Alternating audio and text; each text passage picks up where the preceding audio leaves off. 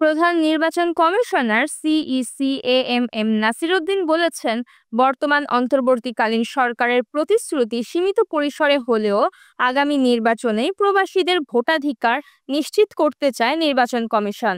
সে লক্ষ্যে সব প্রস্তুতি নেওয়া হচ্ছে। এজন্য রাজনৈতিক দল সহ অংশীজনদের সহযোগিতা প্রয়োজন।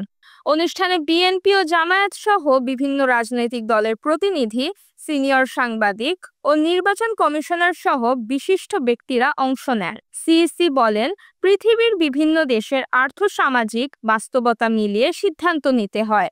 এ সময় প্রবাসীদের ভোটাধিকার নিয়ে কি করেছি তা জানাতে চাই। আমরা মনে করি এটি বিশ্বাসযোগ্য করতে হবে। জাতিকে জানাতে চাই, সবাই যাতে একসাথে মতামত দিতে পারেন সেজন্য আলাদাভাবে আয়োজন না করে সবাইকে একসঙ্গে ডেকেছি। ভারত সহ অনেক দেশই এই পদ্ধতি প্রবাসীদের ভোট এখনো চালু করতে পারেনি উল্লেখ করে তিনি বলেন, আমরা নিজেদের সামর্থ্য অনুযায়ী শুরুটা করতে চাই। এজন্য বিভিন্ন দেশের প্রবাসী নাগরিকদের ভোট পদ্ধতি নিয়ে আমাদের বিশেষজ্ঞরা কাজ করছেন। আশা করি আমরা লক্ষ্যে পৌঁছাতে পারবো।